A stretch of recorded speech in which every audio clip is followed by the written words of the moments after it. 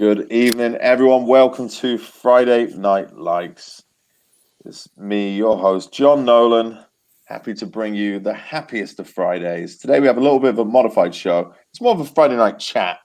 I don't have any thumbs tonight, so we are just going to have a couple of questions, go around the group and see what's going on. But we won't be competing so much tonight. They will be competing for your hearts and minds, though. So please, all the guests, please be aware of that. Before we get to any introductions, I feel like we need to mention our two models that are modeling the same shirt in very different colors here for the shop.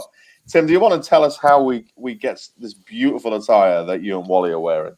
Well, first off, I got to say that there's super quality too. It's not just one of those things where they get these products from wherever and they print whatever on them using who knows what, and they end up falling off in a few washes.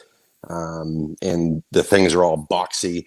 No, these are nice fitting, and they're printed. Most of them are printed inside the shirt itself, which is kind of cool. And when you have the darker material, it's screen printed on. But let me tell you, ahtv.threadless.com, we have millions of different designs from different supporters groups from all over the world, like Moscow Hammers. We have. We got Hammers Sing from East London, an Indian group. We got a whole bunch of American West Ham supporters groups like West Ham Philly has been selling a ton. Kansas City Hammers has been selling a ton.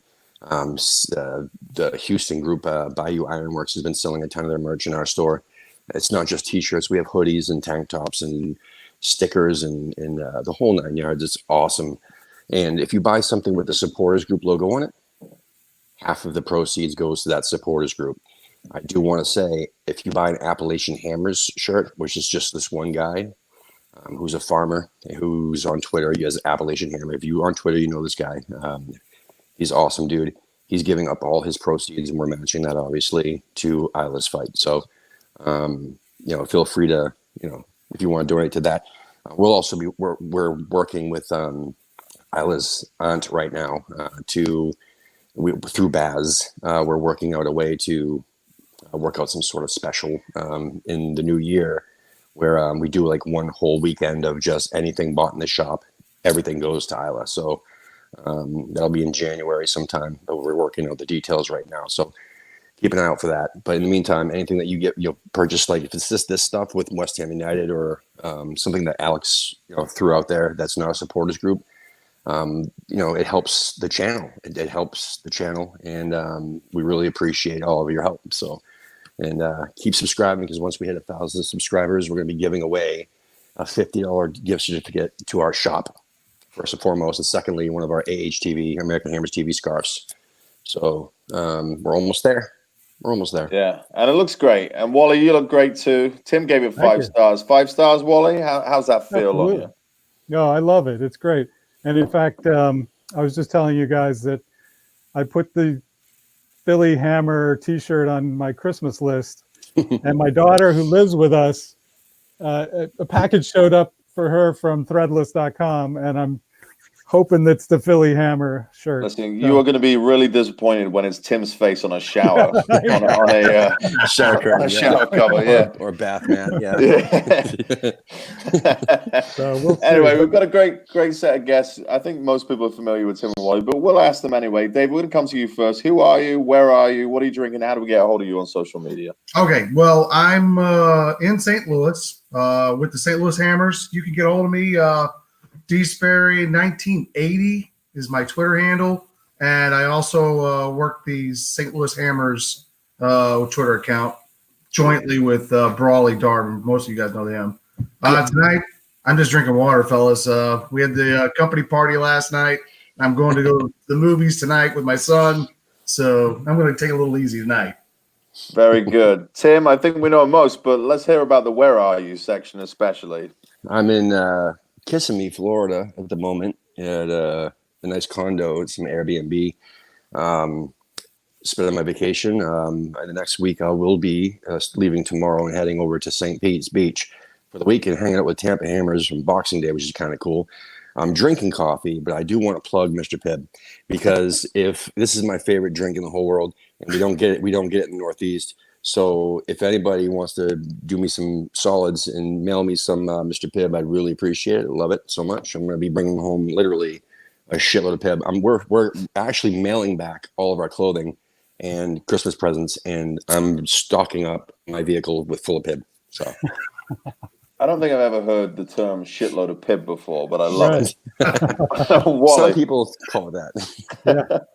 All right, I'm Wally, and I go by Wally World, and my Twitter handle something like that. I'm not exactly sure. But tonight, I am drinking maple bourbon butter pecan flavored rum. What? And Sounds interesting. it's from Five Saints Distillery, which is in Norristown. Oh, John will appreciate that. It's a town like right over next to us. yeah. So- I was there earlier, just getting Yeah. rotors to put on So my you car got this thumbs weekend. up on that, or Oh yeah, is it's it really quality? good. I'm drinking it neat because it smells like breakfast. It smells like pancakes, you know. Wally, can you say the name of that again? How many ingredients were in that? It was like nuts and fruits and what was it? Exactly. It's maple bourbon butter pecan flavored rum. So You're it's never going to rum. remember that. Yeah, I know. Yeah, Wally is the man with the largest liquor cabinet in Yeah. North America. So Exactly. glad you're keeping up that tradition. Like I said, Friday Night Likes. We're not going to be doing a bunch of likes tonight. Just more of a general chat. But I do have some questions that I did prepare, as I normally do. Our show isn't scripted, but I wanted to talk about Jack Sullivan, guys. I mean, it's something that we touched on a few shows this week. Something that's going on in the Twitter sphere. What do you think is actually his role in our transfers? Do you think it's been way blown out of proportion? Is he actually in the room doing all this stuff, or what's Jack doing when it comes to our transfers? Dave, I'll start with you, and anybody jump in whenever. After listening to Sean Whetstone, he says he's doing nothing, and that report that was in the papers they took down after 30 minutes and said it was all a lie. My guess is that he probably is just sitting in the room and listening. That's what he should be doing, is not screwing around, but trying to learn the business. Because eventually he's going to be running it, right? Or one of them that's running it. Yeah, he's definitely the heir apparent. So, Yeah. Wally, what do you think? Yeah, I was actually a little surprised by that report because I think he's got his hands full with all the women. He's juggling. Yeah, he does. And I'm very jealous of him because I would love to have my hands full of some of those women. But anyway, I believe he might be in on, one or two discussions with his dad. But I kind of doubt the veracity of that report, to be honest. So, but I think he's doing a good job with the women. So, anyway. Yeah. I think he probably thinks he is as well. Tim. Yeah. No, I mean he is. He's doing a fantastic job with the women's program. Now, like Wally, I agree that I don't think it goes any further than just conversation with him and his dad. Yeah. Yeah. You know what I mean? Like I seriously think that he probably mentions a lot of different names or a lot of different things to his father. But really, he's so busy with the West Ham women's team. Like he gets himself so immersed in all of the different aspects of how to run that organization. Maybe he's trying to, groom himself. I don't think he'd be grooming himself too fast. I don't think he'd be trying to dip his hands in what the director of football is doing with the men's program right now. But Sean Whetstone, man, I love him to death. But I think he's probably just pissed that he didn't break the story. That's the type of guy I love him to death. But like half the shit he puts out there is bullshit. But I still love him. I love listening to him. He's one of my favorites. But 90% of the shit he says is bullshit. So again, I think that the whole story is bullshit. And I was trying to say this the other night when Lee was hosting the show with John. You were on that one, and I was in the chat room blasting away saying, Lee, it's just typical British press that Lee usually is always talking about, saying anything that comes on the British press right off the bat, you got to just consider it bullshit until you do some digging yourself. And listening to Hammer's chat the other day with Gio and Gonzo, they were saying flat out that it's bullshit. I mean, there's been rumors that he's been tossing out names to the director of football or the scouting, the chief scout, and so on, and then they would research it themselves and then sign people. But some of the names that popped out were were like Roberto. You know what I mean? That just doesn't sound right to me. I think the whole story is bullshit, just flat out. So if he did have a bit of a hand in any of these transfers, any of you got a problem with that? Is that an issue? Let Dave go. Yeah, I would, because I don't think he's ready. I mean, it's okay maybe to throw in an opinion, but it should be more.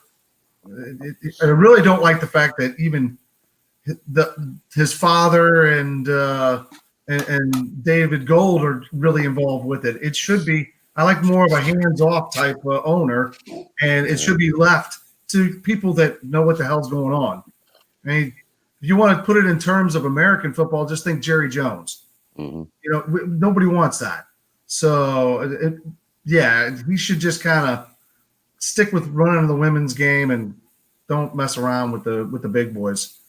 Not yet. No. Not yet. Yeah, I mean, at some point, it doesn't look like our owners want to sell. They want to give it to the kids. That's what everybody's been saying. I mean, all of the big ones. So, what was I going to say? Yeah. So, at some point, yeah. But right now, I mean, I don't think that they're going to step down next season. I mean, that's what we're talking about, or the next 2 seasons. I mean, it seems like they're going to be around for a few more years, unless God forbid something happened to them. So, anyway, I think that he is not grooming himself for that position yet. I think it's complete bullshit. I mean, I think that, yes, I would be okay with him doing it 3 or 4 years from now. If he gets groomed into it over time, I don't think that what he's doing with the women's team is the right training for that. You know what I mean? Yeah. So we've certainly said a lot about what he should not be doing. What should his role be in the club right now? Wally, what do you think? Well, I think he should continue with the women's team. I think he's getting some valuable experience there. And outside of just throwing in some opinions, I think he should stay away from the men's team.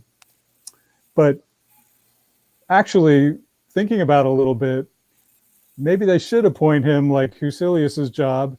He'll crash and burn. And then Sullivan will have to sell the club because there's no reason to keep it. I like your thinking. Wally's always looking for that end game. Yes. Dave, what do you think? What should Jack be doing? What is the appropriate role for a 16-year-old owner's son in West Ham Is he United really Football Club? 16? God, is he 16? Is he? I know he Is he was. I don't know really? if he still is. He'll forever be 16 in my mind. He looks like a little kid. He should be doing Somebody nothing. look that up. Yeah. He's really at this point he shouldn't be doing anything with the Premier League club, the big club at all. Maybe he could be out looking at the development and learning that side of it, just so he can see how he should learn how the business is run. That's what he should do. Just that. But don't be. He's not going to be making decisions. I mean, Isn't transfers part of that? What's that? Isn't transfers part of that? How the business is run? Well, then just learn. Sit back and learn. Watch what your director of football of operations is doing. That's what I would. I think that's the best course of action for him right now. Yeah. Yeah, T in the chat room, T-Bow is saying Jack is 19. 19. Yeah. See. Yeah. I Very think good when he started that BBC miniseries, he was saying that he was 18, just turned 18 or something like that. That time, that was a year ago, so that makes sense. For a year ago. Listen, I think that he should maybe start. I don't know. I don't think he should start because he's still not in the middle of something, but he's still at the very beginning of what he's doing with the West Ham women's team. I don't think he should be jumping off and doing other things. And who's going to replace what he's doing there? You know what I'm saying? So if he were to jump over and start learning things, learning the trade at different positions within the men's club, who's going to take over the women's club? And then is that going to crash and burn now? I mean, you know what I'm saying? I don't want anything to happen to that. I could see that, Tim. I mean, the way I look at it, though, the future of football is certainly not a men's team and a women's team. Like, it's West Ham United, and it's going to end up being, and maybe it's 50 years from now, but the discussion won't be about men and women. It'll be about, there'll be 2 teams, but, it'll be about West Ham as a greater whole. So I think the team or the club that Jack inherits will be very different than what we have today. And he's got to know every single part of it in and out. Now, I'm not saying he needs to take a big role. I don't think he should be directly dealing with transfers or anything like that, but he's at least got to see the big time. He's got you want it the way we've blooded in somebody like Fornals is the way we should blood in Jack Sullivan, but on the business side of things. Yeah, I could see that definitely. But You know what I mean? I'm Like hoping just ease him into it. what Wally was saying, and I'm just praying. I'm trying not to picture any of that. I want him to stay with the women's team, and then hope to God that at some point they'll just sell the club, or someone will come in with an offer that Sullivan and Gold cannot refuse, and hopefully Jack never gets that opportunity. Well, listen, I said that on really Tuesday night, didn't I? I think the most worrying thing for all West Ham fans about this should be that if he is seriously doing this, it doesn't look like they're going to sell. Exactly. That's why if he crashes and burns, then he won't have there won't be the incentive. Wally's going total destruction. By the way, guys, anybody in the chat room, I've sent a link out. If people want to get their voice heard, we want to take people in from our chat room tonight. So if anybody wants to come on, it can be 30 seconds. We don't expect you to stay the whole time. You can Make come sure in. you have a good internet connection. Please have a good connection. Otherwise, I will boot you. And click on the link. We'll see you. We can pull you in, and you can have your say. It's better if you're on a Chrome browser, but unless you're on an iPhone like I am, then they force you to use Safari. Oh Jesus! Yes. What Tim said. So come on, if you want to get in, have your opinion heard. Please click on the link. We'll get you in there.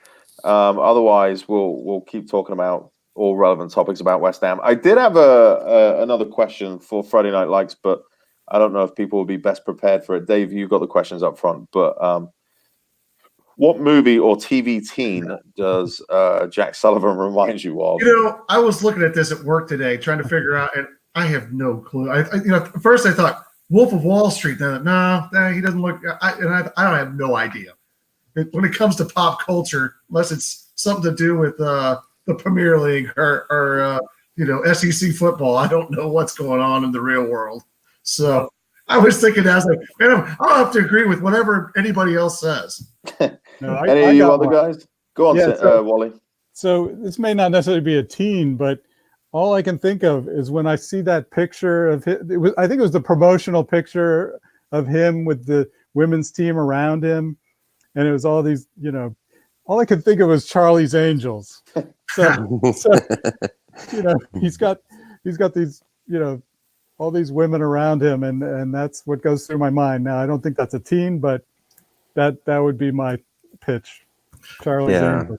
The only thing I think of all the time is this movie. I wish I could remember the name of the movie or the leading characters. I just know that if anybody who knows, it was an American movie. Was this kid basically he was able to create his own Mr. So-and-so and using a computer, and he had a credit card information. He created his own credit card, his own bank account, etc. And then he ended up buying a huge mansion down the street, moved out of his parents' house, and bought every extravagant thing he possibly could. And I think that, I don't know, it just reminds me a lot of him having basically an unlimited wallet as a child. That's not Richie Rich. I mean, it reminds me more of something like that. I wish I could remember that fucking movie. Was it Alfie? There was that Alfie movie, wasn't it? No, man. This is from like the late 80s, early 90s, I'm thinking of. But I don't know. I suck at the remembering. I can remember faces and shit, but I suck at names. Yeah. Yeah. Sorry, David. Sorry, John. What's your name? Wally? Okay. Sorry. Yeah. Yeah. Anyway, that's all I can think of with him. Yeah, I don't think I had one that particularly stood out to me, so I probably shouldn't have asked this question. But I was trying to think back to like some of those from American Pie or something like that. If it was anything, maybe it's Ferris Bueller. He just running around crashing somebody else with Ferrari, but instead of Ferrari, it's a fucking football club. So. Yeah, but so far he hasn't, thank God. You know what I mean? And even back when he was 12 years old and he was tweeting out shit all the time, all these leaks. He was the ex-West Ham employee at that point. When X first came on the scene. How bad was that time period? That was awful. Remember that? Yeah. Oh God, it was so bad. I don't Yeah. know if there's anything that made us look as amateurish as that. I don't It remember was like very when it amateur. stopped either, but I mean, I can't remember what it was that made it stop or what era that was. But I remember the Allardyce era. He was constantly leaking transfers, constantly. Ridiculous. Hmm. Well, guys, we're winding down to Christmas, and everybody's in a good mood. You got the Christmas cheer. So, in the spirit of giving, if you have $20 to buy a present for Brady, Sullivan, and Gold, $20 for each of them, what would you get each one of them? And Wally, I'll start with you. Okay, so for Sullivan, I would go to one of these like Army Navy stores and buy some old medals, so that he can pin them on his chest when he's wearing that big greatcoat with the epaulets and the Russian hat. So he'll have some medals on his chest. And then Brady, I think she needs to make over her image, change her image. So I'm going to give her like a bottle of peroxide, so she can Oh God. she can be a blonde. Yeah. Blondes have more fun anyway, so maybe her mood will pick up. Finally, for Gold, I would get some nice paper and print up some stock certificates and value them at 500 million pounds. So he would be a paper billionaire, because I feel bad for him because they always talk about Sullivan being a billionaire, but not Gold. He's only got a few million pounds. So I'm going to give him a paper value of $1 billion. You are a generous Jesus man, Christ. Wally. Yes. Dave. All right, so for Sullivan, I'm gonna go to like Wally said, go to the military outlet store, but I'm gonna get him a U.S. Navy pea coat so we can get rid of that goddamn communist thing that he wears all the time. And wear something that means something. Yeah. For Gold, I'm gonna get him a subscription to the Shave Club, because that stubble that he has all the time doesn't look good on an old man like that. Just does not look good. And I guess for Lady Brady, maybe how many bottles of Boone's Farm you think you can get for $20? Classic Some Mad stuff. Dog 2020, some fine dining wine. Nice. That, I imagine, is probably right up her street. Tim. I'd say, yeah, a bottle of the cheapest vodka, a box of Magnum condoms, and a slip and slide for the three of them, so that they can put the Magnum condoms over their whole bodies, and then they can fucking shoot down the slip and slide, and shit face drunk and see what happens. Who knows what will happen at the end of the slip and slide? Just be fun for everybody involved. Yeah, it'd be fun for me. I'd love to watch that. Wouldn't you? No, I would not. Oh dear. Yeah, maybe they'll sell the club at the end. They certainly will have sold something. I don't know if it's a club or not, but What about you, John? What do you think, John? Do you have any idea? oh god, I just make the questions. I don't think about the answers. Wally, so I didn't prepare about that at all. $20 each. Brady, Sullivan, Gold. David Gold. I don't know. Again, he seems like a nice old fella. Maybe you get him a nice little walking stick with a nice embroidered duck head on it or something, because he's your grandpa. Sullivan, probably buy him some toys from his own factory that he makes that he can use to whichever way he wants to. And Lady Brady, I will give a $20 donation to her campaign bid as the next London mayor, so she can fuck off out of the club. Oh, there we go. Good one. That would be fine Good by one. me. Weird decade, right? We were talking about this the other night. Started off with a bang, coming in, playoffs, and now we're about the same place we were going into the decade. So how would you sum up West Ham's decade in 3 words? Tim, I'll start with you. Inconsistent. I'll let it pass. Do you want to add to that, Tim? Why do you say that? That's it in a nutshell, man. It's been the most inconsistent decade, dude. Even every season's inconsistent. Even our championship season where we got promoted in 11-12 was inconsistent. Like there was a period where we thought that maybe we're not even going to make it, or we thought we were going to make it like clear, like automatic promotion, and we ended up finishing with the playoff space. I mean, it was just one of those things, you know. And then we smashed through Cardiff, and then even the playoff final was the most just exhausting matches I've ever seen because we were that close and we almost lost it. And then, you know, Vaz Tay saved us at the end. But again, the whole decade has just been 10th place, 11th place, 13th place, 17th place. It's just on and on and on. The same shit, different day, but inconsistently. It's just been a stressful piece of just something. Yeah. Probably stretch that decade out to like our entire history with that description. 100%. You know, but that's definitely the decade, though, for sure. Yeah. Dave. All right. Well, yeah, inconsistent is definitely the first word I had. Frustrating because of inconsistency, and it's been lackluster. You know, just what you see on the pitch that you don't. I don't know. It's the same that I've seen. I've been watching since roughly 2014. Okay, and Allardyce. Then you had Slav. Then you have Moyes, and now you got MP, and you still see the same. You know, they don't get up for games.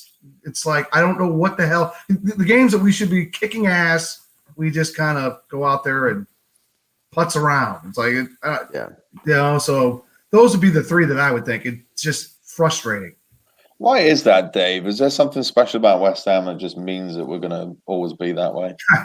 Well, you know, as a Blues fan and a Missouri Tiger fan, that's just that's just the way we are. We're going to be inconsistent. You know, but that's another thing that's kind of lovable about this is that you have so much passion from these people that want something so bad, and they keep coming back for this punishment over and over again. That, you know, that's what makes West Ham kind of fun, I guess. But as a Blues fan, how great was the Stanley Cup last year? Because it was heaven on earth, right? You know, and that was something I never thought would happen in my lifetime, right? I mean, So if West Ham can do that, we would just be ecstatic. Yeah. Listen, guys, we got our first caller on line 1. Let me bring him in. Oh, awesome! It's Tommy. Hey, Tommy. Probably fucking hacked away on the other side of the Atlantic, I hope, Tommy. And the question we're answering right now is, what 3 words would describe the last decade for West Ham? So we'll put that to you. First one would be underwhelming. There was a lot of promise, when they came in. They talked a good game, told us we're going to do this and we're going to do that, and West Ham's going to go next level. We don't need to rehash it here. We all know what the bullshit was, but underwhelming is definitely a word I would use. We're essentially exactly the same place we were when they took over. Mid-range Premier League team. And one that's not run very well. So underwhelming is the first word. I suppose related to that would be disappointing. Just because of how much of our hopes have been dashed. We gave up an awful lot for their promises. And I think that, to me, is probably the main feeling among fans. I know there's some anger too, and that's going to be my next word, but I think there's just a general real feeling of disappointment, that they haven't delivered on really anything. We're the same team, we're the same club. But we've done nothing in the new stadium since the move that we couldn't have done at Upton Park, and we gave up our church, our Mecca, for them, for their promises. So, and the third one, like I said, is angry because we didn't deserve this, we were fine. We knew what we were as a club. We loved the club the way it was. We loved Upton Park. We loved our players, and we knew we might have the odd relegation. We knew we were looking to win lots of trophies.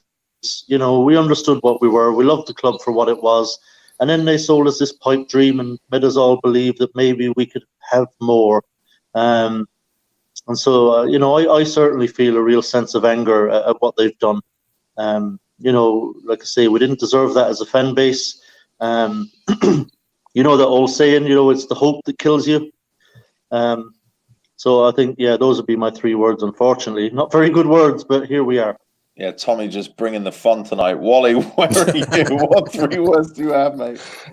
My 3 words are mediocre at best. All of you. Oh, my God. So, I mean, listen, even our best season, we finished 7th, and we immediately followed that up by going to Europe and not even making it to the group stages. We get booted out by the same Romanian team that beat us the previous season. So I can't say any more. Fucking Astra Go! Yeah, yes, exactly. Yep, the Romanian farmers. Yep. Unbelievable. So I would just say mediocre. That's the best we can do. Dear. Yeah. So my 3 words are typical West Ham, right? I mean, Come on. it's the same old shit. Maybe those are my 3 words. Same old shit. It just doesn't seem to change. We should be next level. We should be doing the right things. And again, we're very good at snatching defeat from the jaws of victory. But there's got to be some positives, guys. There has to be some. Everybody's giving me negatives. So what positives do you take from the last 10 years? Tommy, you were particularly sour. I'm coming to you first. What positives from the last 10 years? I'm on the hot seat here. Positives? Do you need a minute? Yeah, I might, to be honest. I mean, Jesus. I mean, positives in the last 10 years. All right, we're going to mute you then. Dave, positives in the last 10 years. I'm going to say Declan Rice, the improvement of Declan Rice. Mark Noble, just for being there for the last 10 years. And I don't know of a third one, to be honest. I think two. I was trying to think of what would be a third one today. I go, all right, Rice, I like that. Where else do you go? Yeah. Something must have given you joy. All right, everybody hates his name. Okay, I know you muted me. I've got one. Go on. I was wrecking my brains here. Okay, the 2015-16 season has to be, right? I mean, that was amazing. Payet came in. I didn't really know anything about the guy, to be honest. Came in for, was it 10.8 million? So we thought, he's just going to be, hopefully a decent enough midfielder. And he just absolutely lit the Premier League on fire. And the whole team kind of stepped up to the plate.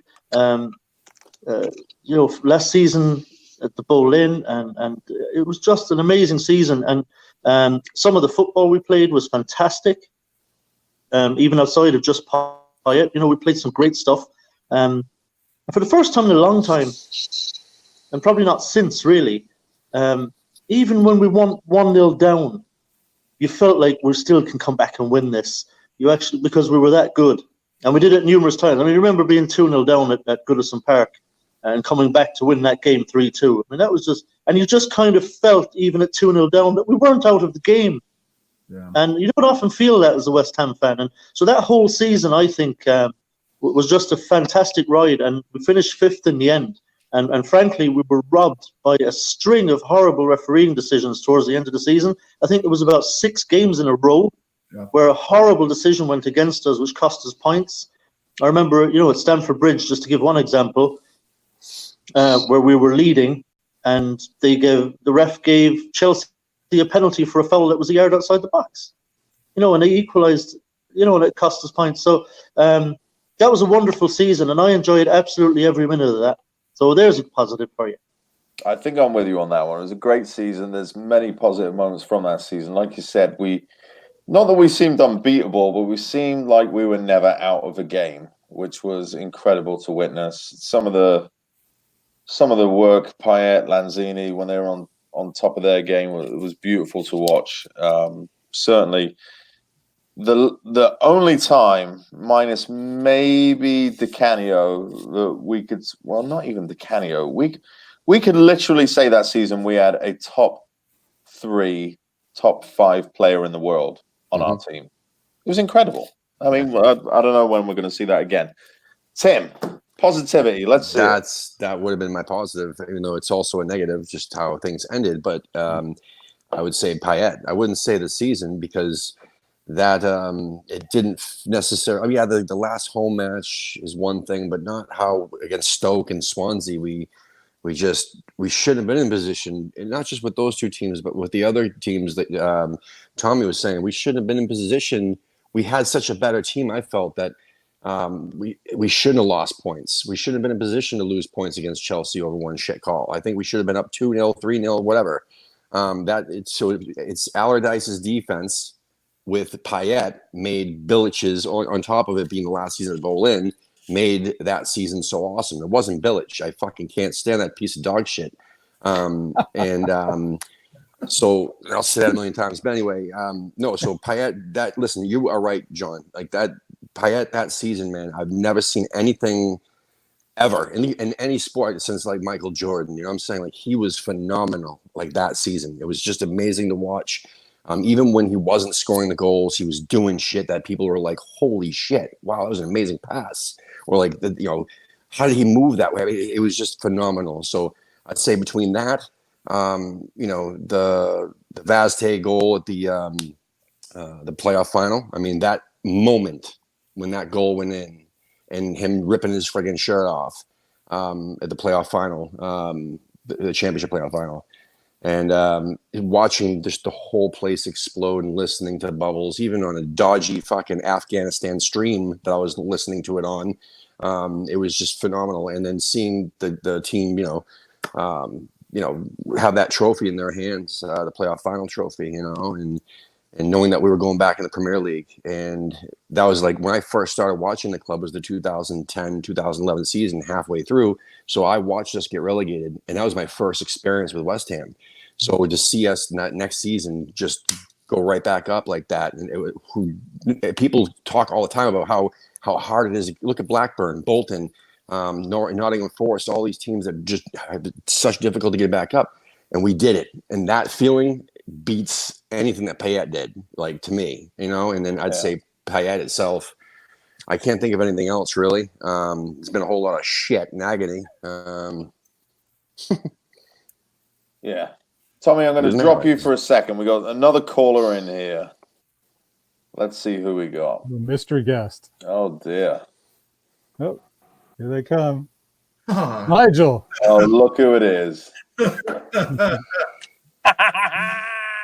bastards. I agree with He's not Tim. streaming too well. What Go is on, he? Wayne. What's I can hear. We can hear him fine. It's just his. Yeah. What do his you take pictures. as positive the last 10 years, Wayne? It's probably not your goatee, but I'm carry sitting on. outside of school. My daughter's in ballet tonight, so I'm sitting outside of school, and I thought, what can I do on a boring friggin' evening where I'm sitting in the car? I know, tune in to American Hammers TV. Yes. Yeah. Always here for you. I agree, though. 2014-15 season in the championship, it was brilliant, Tim. It really was. And then coming back the next year, and it's where my group started, the Dallas Hammers, and so for me it was pivotal in getting my West Ham family back together. Mm-hmm. So, any other positives for that season, or the last 10 years? I love the last season Silence. of Bolin. Yeah. I love the last season of the Bolin. You couldn't not love the last season of the Bolin, and as much as a freaking snake he was, Payet, he was just beautiful to watch, and that was just a great season to watch. And I hadn't felt that much hope in a season since probably 1986. You know what I want to talk about for a second, and Wally, we'll get to you. Sorry. But Tim mentioned, that season, talking about Bilic and his disdain for Bilic. So Bilic now at West Brom, the job that he's doing, what do you think the kind of revisionist history is going on about how Bilic is as a manager right now? Has everybody forgotten what he was like at West Ham? Tim, I'll start with you because you had so much anger. I want to hear it all. So lay it out there, man. Well, how do you figure? Like, what do you mean? Like, just the fact that his team's doing so well? I mean, his team's doing so well, and everybody, not everybody, but there's certain voices out there saying, "Oh, we should have Slaven." I don't want to He answer has my this own passion. question, but So he has this passion. He has this passion about him. He's a great personality, and that sometimes works for certain teams that are in the dumps. So when you have a team that's going nowhere, like West Ham was with under Allardyce, right? We were stuck. We were in a standstill, and then you bring a fresh face in like Bilic, and everybody, and then plus the aura of the whole last season of the Bowl. We had so many different factors, and then you throw in somebody as fantastic as Payet. It was all these different factors that his passion got him through that. And then what happened was once we moved the Olympic Stadium, all of a sudden that wore off. Everything wore off. The last season, the bowling wore off. Payet wanted the fuck out of there. All these certain things. And then then his true colors as a manager showed. So this is his first season at West Brom, a team that was struggling, that has fantastic players. They have a really good squad. And then he brought in Diangana, which was, nobody thought that Diangana was going to do as well as he did on loan. Come on, please, dear God, nobody tell me that they thought that he was going to do as well as he's doing. He's his Payet this season. You know what I mean? It's one of those deals where it's his first season. It's his first season with that club, so his passion is doing well, and he's got Julian Dix with him, who's also a super passionate guy, and another great former player. So that's working for him. But if they do get promoted, they'll be odds on to go down, like first, like they're the absolute worst fucking team. I mean, if you think about, like, he's not the greatest manager when it comes down to his tactics, but when it comes down to his passion, how long is that going to take? I mean, how long is that going to bring him through? How much of his passion can lead them? You know what I mean? yeah, that's all he's got. Business casual Wayne, what do you think? Well, business casual Wayne thinks. I think he's proven that he's a brilliant championship coach. I think when he's down at that level, I think he's suited for that level. To be honest, I think the passion can carry you along the championship. But I don't think I haven't forgotten how crap he was at the end. I was crying for him to get the sack probably for the last 4 or 5 months. Correct. So, What do you guys think of this? We had a good question in the chat room there for Robbie. If Bilic was given the same kind of money that Pellegrini was at, do you think he would have done a better job? No, because he doesn't know who the fuck to pick, and secondly, he puts people out of positions. How the fuck does he know who to sign? Dave, you know what I mean? Yeah, and another thing, guys, it came out that the training was awful. The players ran all over him. They knew they could take advantage of it. They didn't care then. That's where I'm at, man. I got to say, because nobody has remembered that we were the least fit team in the damn league. That's right. And nothing would change if we brought him back. I don't know, Wally. No, I think Phillips would have done. He would have had at least a good season anyway. He would have been able to talk to those guys and get the best out of them for one season. So I think, yes, we would be in a better position this season. Next season, it would all fall apart. But this season, we would be in a better position. That's my. If Tommy's still here, get Tommy's opinion. Tommy is he is backed out, unfortunately. Shit.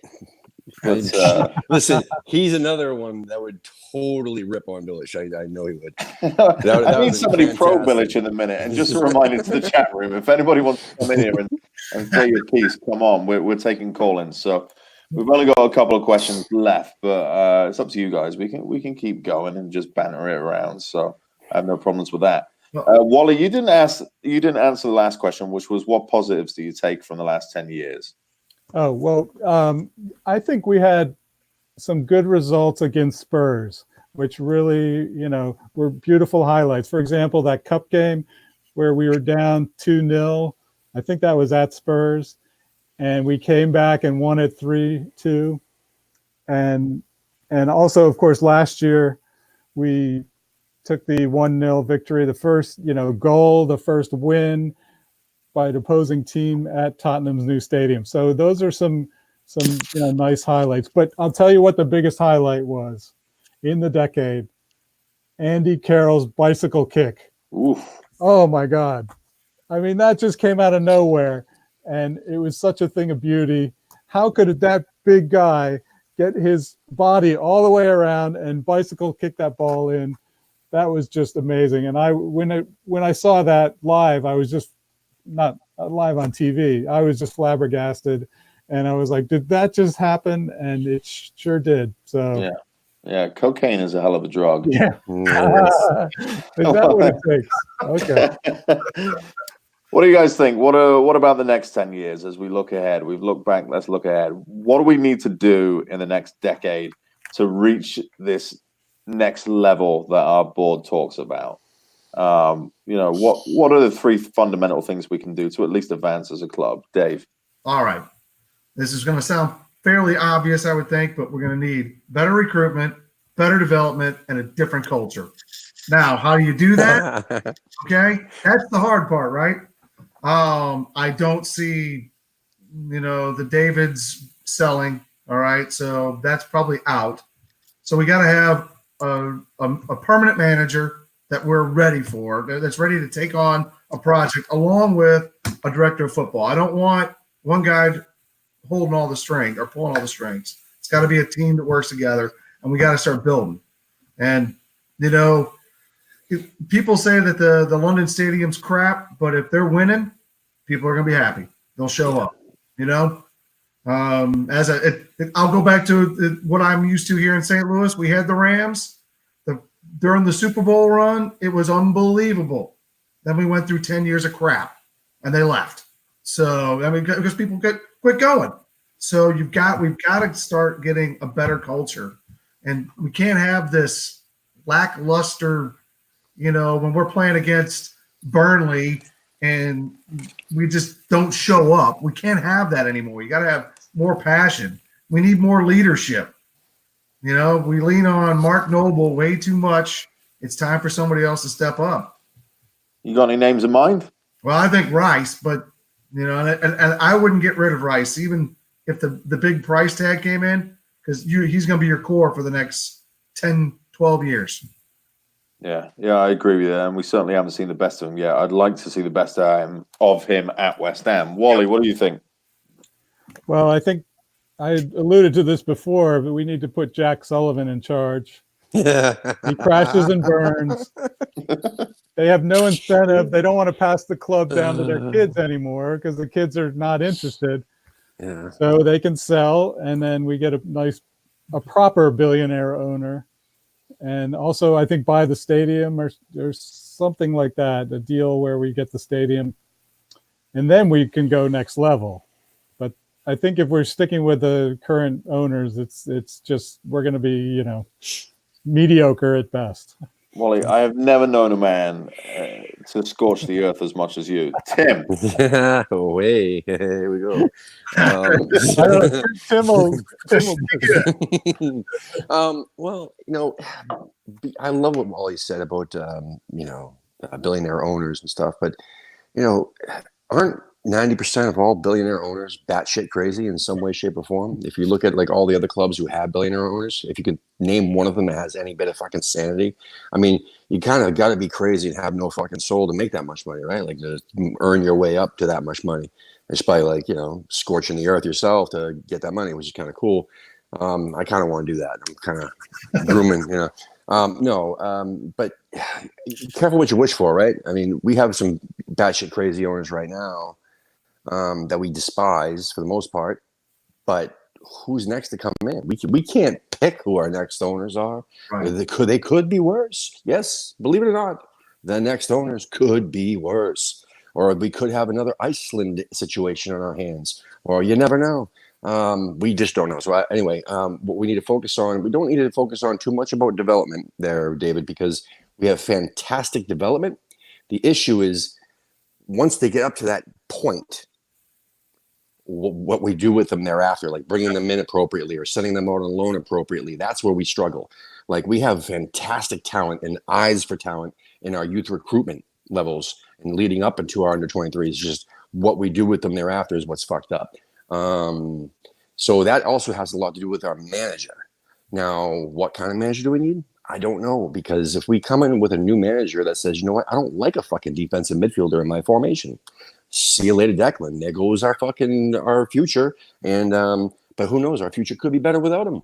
If he says, you know what, I'm going to take him, I'm going to sell him to buy the people we need in my particular formation, because we don't know who we're getting. We don't know what formations they choose. So I don't know. I mean, I guess it would be, we need to focus on who the hell our next manager is, and is it long term or not. If we end up with a short term fix, I would take listen, you guys are going to call me crazy. I would take Allardyce. I would take short term, though. Keep in mind, short term. I would take the Allardyce. I would take not a Pulis. He's a fucking idiot. I would take a what's the money? Oh, Redknapp. There we go. I would take him for the short term, because again, he's West Ham, man. He's West Ham, you know. And if that's short term, we'd have some sort of. I mean, he likes to play two strikers too, and Allardyce likes to play two strikers. Anybody who likes to play two strikers, bring him in just for the time being until we can find that long term, you know, the right guy. And I, honest to God, do not think our current owners, know who the fuck that is for our club. And I'm definitely afraid they're going to sign a long term contract with someone like a Eddie Howe or Sean Dyche that everybody's all excited about. And then they're going to fuck up and we're all going to hate him. And we're like, shit, he just signed a longer contract than Pellegrini signed. And we're fucked now for the next 10 years or 5 years. So I like your point about owners and not knowing who the next ones around the corner are, because we do complain about our owners a lot. But you know, if you had asked us 10 years ago, do you want a bunch of dildo merchants or do you want chicken farmers? We would have picked chicken farmers, and we would have been where Blackburn are now. So exactly. I suppose there's some merits to who we have, guys. We're at 15 minutes. Do you want to go another 10? I can come on the question. I think Dave has to go soon. What's your Dave? About 15, so I can go another 10. All right, cool. Yeah, we'll go there, man. So I will give one more question, and I'm going to ask it, and I'm going to leave briefly and come back, because I need to grab another beer. Out of the recent managers you've seen appointed, so you're seeing Ancelotti's going to Everton. I don't know if that's been confirmed. Arteta, Arsenal, etc. Would you have had any of those? What should be the strategy of West Ham? Should we still have Pellegrini? Should we have sacked Pellegrini? Wally, I'll start with you, and then you can tell who to go next. I'll be right back. Okay, well, I think we should just stick with Pellegrini because of his contract, and I came to a realization, I think it was the Burnley game, where, listen, we are not going to be doing anything this season, and I'd just be happy to, you know, have some, you know, fun. We beat Chelsea. That was good fun. But I have no like dreams anymore for this season, and I'm totally mellowed out. And I think we just can stick with Pellegrini. It won't cost us any more. He'll get us through. We won't get relegated. And then work on an actual real replacement for next year. So I think that's where I am. Tim, what do you think? Well, I mean, win a match, go on a string of losses, and win a match, and then go on a string of losses. That's gonna get you relegated. And I wish he was gone 2 months ago. I would have been saying it as much as I possibly can. I have been. We need to get rid of him. These one match wins is not going to change things. I don't know what the hell happened that he decided to change the formation when he was told that 2 months ago to do that by all the fans, all the supporters were all crying. You need to put another striker with Allaire. Why all of a sudden did he change? Because he was on the fucking hot seat? He wasn't really on the hot seat because the owners knew that he was going to win that match. He knew we were going to beat Southampton. That's why they said if he loses Southampton, we're going to replace him because they knew he was going to win it. It's all a bunch of bullshit. So, what were we talking about again? John distracted me. What did you say? I don't know. There was a level of professionalism on the show that's unsurpassed. Wally, what was the question? So it was, what should we sack Pellegrini or what? The new manager? Who would you think? Who would you want? Oh, the Ancelotti and all that stuff. So the Ancelotti thing really pisses me off because everybody was saying, "Why the fuck do we want somebody from Napoli who got fired from Napoli?" And he's another old dinosaur. And I'm like, But Everton chose him over David Moyes, and now David Moyes is one of the top odds-on next managers for our club. Like what he wanted Everton. He wanted that job, and they chose Ancelotti. So why the fuck do we want Moyes? We don't want Moyes. Nobody wants Moyes. Nobody wanted him, and now we don't want him anymore. So anyway, we should have had Ancelotti. Who was the other guy you mentioned? That was Arteta. Arteta. Dude, that was a great appointment. That's a great appointment. They're gonna do okay with him. They're gonna, not this season, not so much maybe, but going forward, he anybody who studies under Pep Guardiola, come on, it's a brilliant appointment. He's young. You know what I mean? That's a great appointment. We're going after fucking dinosaurs. Benitez. Obviously, we have Pellegrini. They were talking about the Redknapp was mentioned recently. Talking about Moyes. He's a dinosaur too. I know he's not as old as the others, but he's old.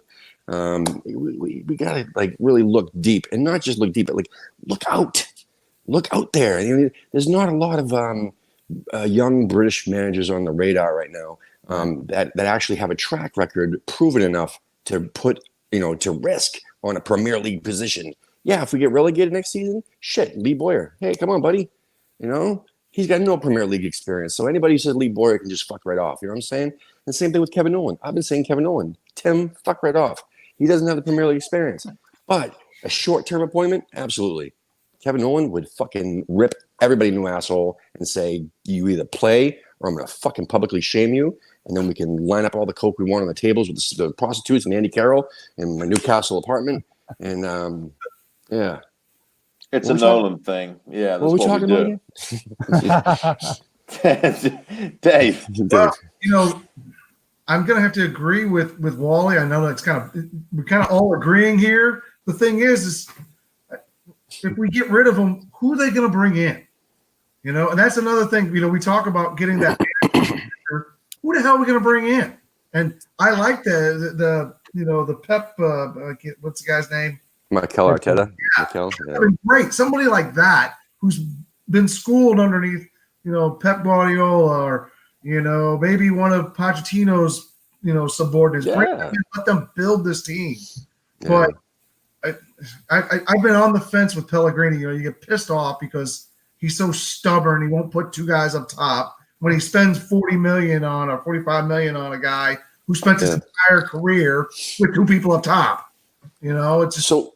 What are the odds, Dave? You think that he actually goes two up top against Palace, or you think that was just I was on the hot seat for that one match. I want to appease the fans for that one match, and that's it. You think he'll go two on the top again? Or is he going to be stubborn and say, everybody? No, he's going to go back to the way it was because I know best. Yeah. And that's what I think. Piss everybody off, and he's going to get Allaire back into the dumps. Not, he's going to feel like he's, I feel for Allaire because people are blaming him. It's like, what the hell you want me to do? I'm standing up here all by myself. Yeah. Like Arnie was, or when we had Chicharito, we didn't play him right. Well, why are we not playing him? I'm no genius, but I know, hey, this guy did real well with two people up top. Why don't we do that? And John, let me ask you, man. Like, when do you think the blame? And same thing with you, Wally. Like, you were saying, Wally, that we should wait until the end of the season with him, with Pellegrini. But when does he start taking the fucking blame for all the bullshit that happened last season too? Last season was fucking miserable, and it was it was his first season with the club. He's learning, but he played Chicharito. He fucking burned Chicharito out of the club. He pissed Arnie off, a guy who was actually scoring goals. Perez, who actually scored goals in the short period of time that he played. Fucked him off too, and now we're out with no strikers. No strikers. Whose fault's that? It's a combination of faults. I mean, again, culture starts at the top. The board shouldn't let it get to that point, but you've got a manager and, more importantly, a director of football, if appointed as a real director of football to direct fucking football, should not let us get down to one striker. So I think it's all of the above. Now, my issue with Pellegrini, and when I went on the Pellegrini out train, was after the Spurs defeat. And I think after that, because we at that point, what were we, 9 games on the bounce or something along those lines. Mm-hmm. And it wasn't even the fact that we lost them all. It was the fact that he had a complete unwillingness to change his system.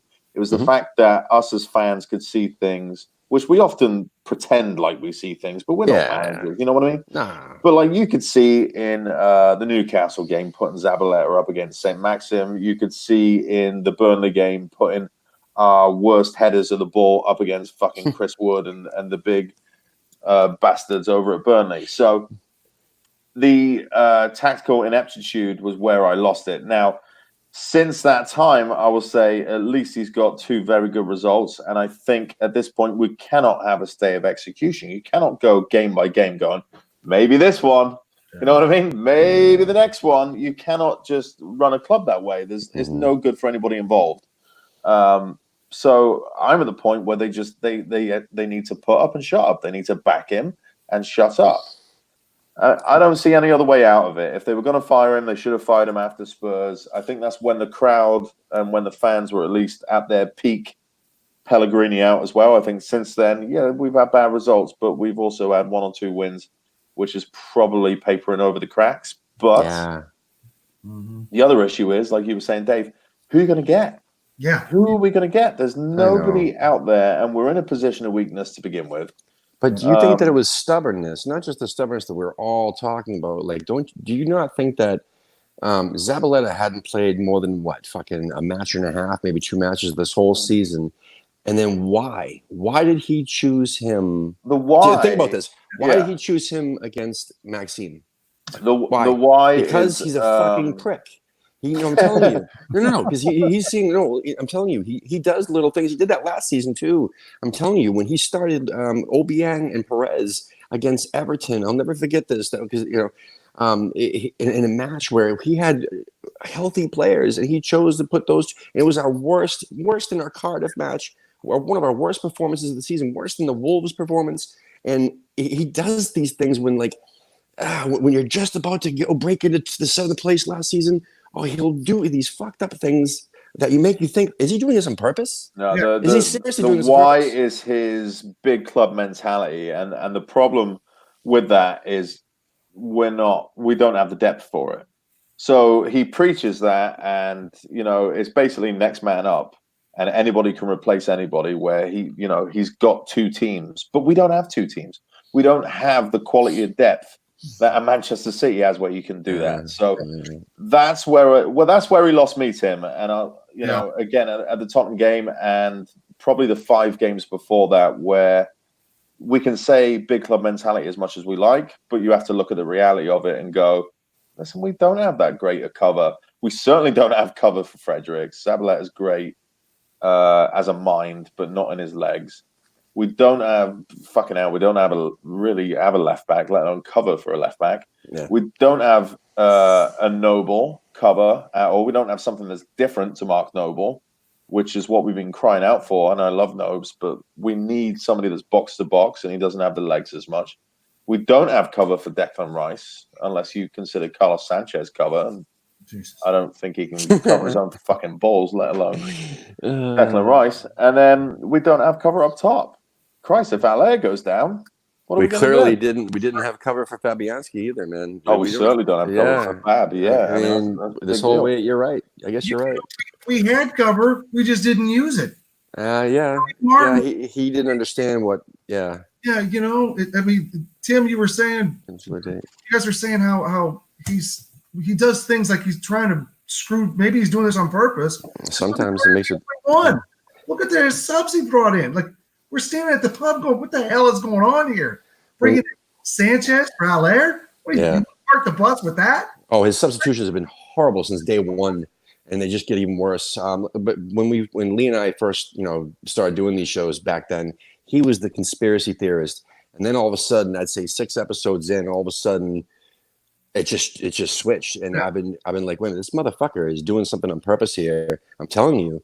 Where either he's being told you're not allowed to go to Europe, or he's doing it on purpose, picking the substitutions on purpose. This was last season. You know what I mean? And then this season, it's a lot of the same shit. But why is he going on these piss poor runs? Does he want the fuck out? Or does he want the payday? He wants the club to say, buy me out. Please get me out of here. I'm trying to lose on purpose. Hello.